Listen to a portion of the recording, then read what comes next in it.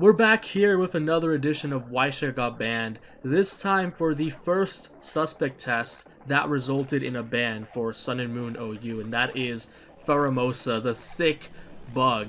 And this is a Pokemon that I have chosen to talk about, and that is interesting to talk about, because without the prior context of how the metagame evolved and adapted around this Pokemon, and in terms of using this Pokemon, without that context, it becomes kind of confusing to see why such a Pokemon would get banned with over a 90% supermajority, which is pretty insane, considering the fact that on paper, it looks like Pheromosa has viable counters in the OU metagame, and on top of that, it has paper defenses, so it just crumbles to most attacks, even from defensive Pokemon. So why was it so insane that it needed to be banned by such a huge margin, such that it was almost a given that it was going to be banned as a result of the suspect test? So to understand this, let's go ahead and take this to the beginning of the Sun and Moon metagame. When Sun and Moon first came out, the initial attitudes about this Pokemon, and this was back when there was really only one Pheromosa set that people ran, which was the Life Warp all-out attacking set, you know, the high jump kick, ice beam, U-turn in either lunge or poison jab. And that's the typical Pheromosa set, 90% of them from back during the beginning of Sun and Moon OU. And then on top of that, there were a few niche like choice sets, like Choice Scarf became a little bit more popular because it allowed you to run Adamant, so you got your Beast Boost to your attacking stat instead of your speed. So that could be a pretty good cleaner. And then there were Choice Specs and Choice Band, which are really more niche sets that didn't have as profound of an impact. So those were the general sets that existed for most of Pheromosa's presence in OU. And in the beginning, and especially before the game actually dropped and we only had the stats and moves for this Pokemon, of course, there was an outcry from people demanding this thing to be quick banned or suspected and then subsequently banned. And that was around for the beginning. But then there came a period towards like the middle so far, about a couple months after the game dropped, where the metagame adapted actually, and the hype for Pheromosa died down as a result, and the discussion of whether it was going to be suspected and banned was not even a thing. Like, it didn't even cross people's minds that this thing could be broken. It dropped to like A viability at one point on the Smogon Forum's viability rankings, which is a good ranking, but it's not befitting of a Pokemon that got suspected and banned with 90%. So what happened? And people who watch my other Why Shit Got Banned videos might know where this is coming, because this is a very familiar case.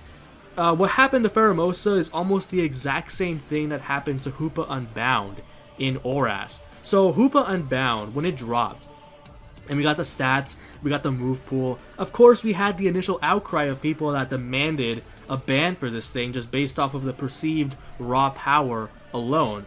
But then the metagame adapted. So then what happened afterwards? For Hoopa Unbound, we discovered the Choice Spec set, and that just destroyed everything. That just was catastrophic in terms of the brokenness of Hoopa Unbound, and we decided to ban it. A similar thing happened with Pheromosa when we discovered the Quiver Dance set.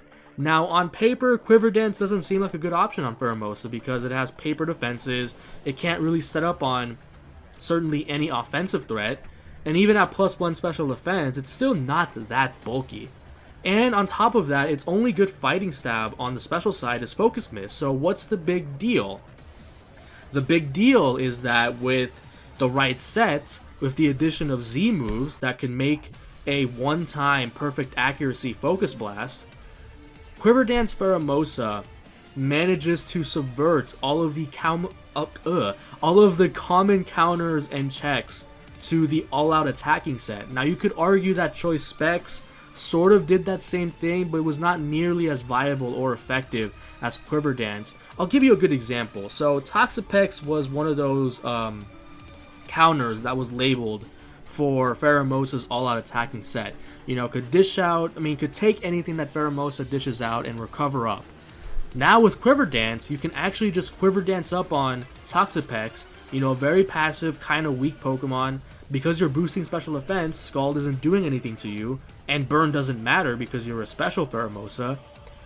And then you can just muscle pass it with like a +2 or 3 Z Focus Blast.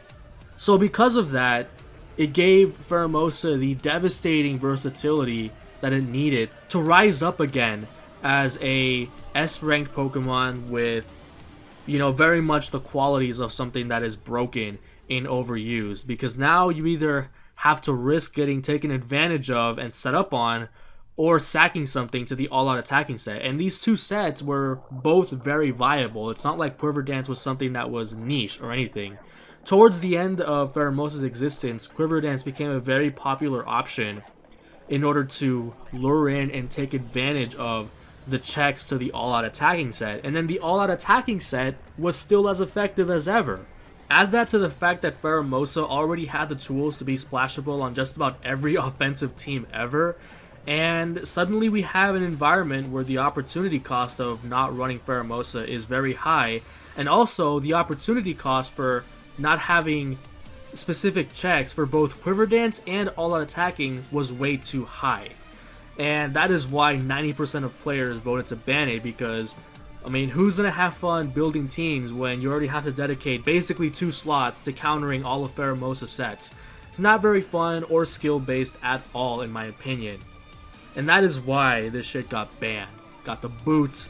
The thick bug is now in the Ubers tier, where it's not really that big of a deal. Not as big of a deal as Mega Metagross. We will get to that when we get to that. But that is explaining why the thick bug is no longer in Sun and Moon OU, and rightfully so.